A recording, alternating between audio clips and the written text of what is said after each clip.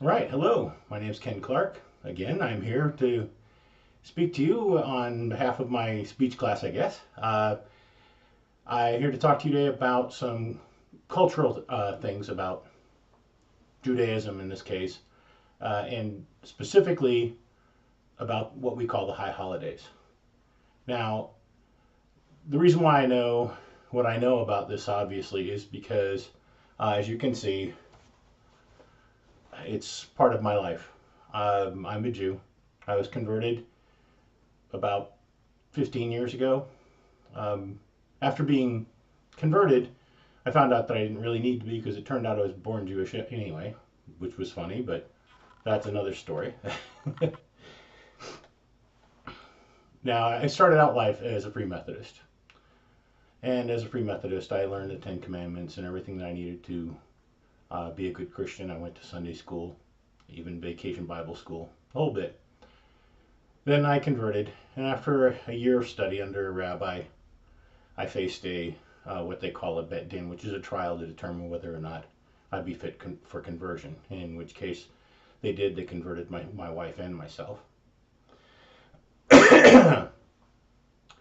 um, Now, what this speech really, this talk is really about is not so much differences, cultural differences, but just cultures in general, and the acumen that surrounds them, and so on.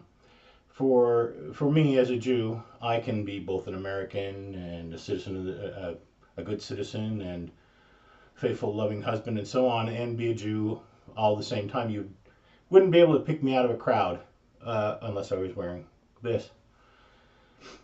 So, that being said, Jews have a different way of looking at the world as far as their obligations, because for them, every day is a religious obligation. We don't just have Christmas and Easter, and every single day we have 613 commandments to follow, minus the 200 or so that have been dropped because of the destruction of the temple, and sacrifices aren't accepted anymore. So instead of doing those sacrifices, we live every day under obligation. In other words, following the law. And if you read Leviticus and other sections of the Bible, you'll find over 613 commandments for everything from how to dress to how to behave, how to tie, not how to tie your shoes, but that's another story. Certain sects of Judaism set up different rules for themselves to constantly remind themselves that they are under God's constant watch. One of these holidays and obligations that we face they're called the high holidays because they string together three holidays. Well, in a way, they occur during a single period called the days of awe. The days of awe is a 10-day period that starts with Rosh Hashanah. The first 2 days are Rosh Hashanah, and the last day of Yom Kippur.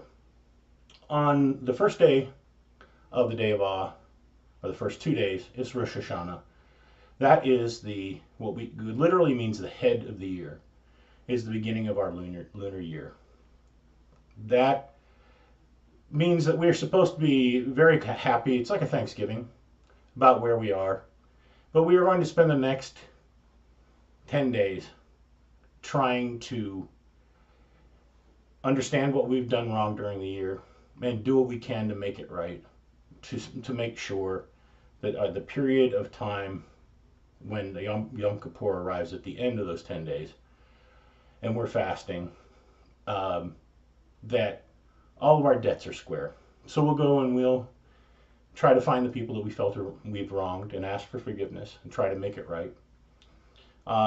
In very long ago, ancient times, when Jews had slaves, in certain cycles of Yom Kippur, this would be when you would release all your slaves and any debts that you had. You would also clear them. If someone owed you money, you forgave it. It was a clean slate for everybody, and this is a cycle that happens every 7 years. But on a regular Yom Kippur, really it's a period of time where we're just begging for mercy. We don't want to find ourselves on the outs with God. And since, as I said before, we're thinking of Him all the time, He is one of the primary motivators for everything that we do. Um, it's a very bad thing for us to feel that God and we are not on the right side of God. So these are doing whatever we can to stay that way, to recognize Him as our sovereign, our true King. And so at the end of Rosh Hashanah and then the days of Awe, when you're making penance, basically, you come to Yom Kippur, which is the last day, and that's the Day of Atonement. You dress all in white, well, white, mostly white. You honor the dead that have gone in the past, and at the same time, I spent this last year, I spent 4 hours in the synagogue in constant prayer, just hoping for the chance of being ascribed in the book of life. During that period of time, we don't take care of our personal appearance. We're in mourning. Not only are we in mourning, but we're also starving because we're in the middle of what is a 25-hour fast with no water, no food. And anyone over the age of 13 follows these rules. Under that, they're allowed to. They're not under obligation at that point. They haven't reached the age of their requirement.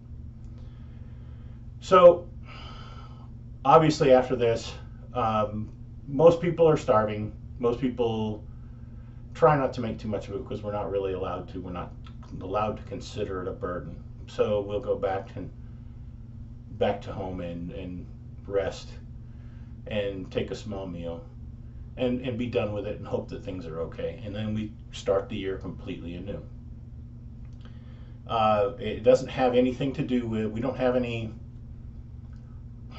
specific or not problems, but things that we have to do other than to be there and observe the fast and go through the prayers that are required for that period of time. That's it.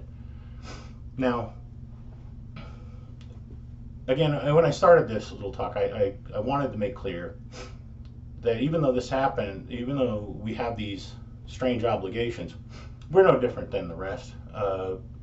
If you saw me walking down the street without this, say, saw me walking down the street, you would probably think, hippie, I don't know. Anyway, not true either. The obligation of my beard is an obligation that shows that I'm married. That's how I perceive my responsibility to what I know in the Torah.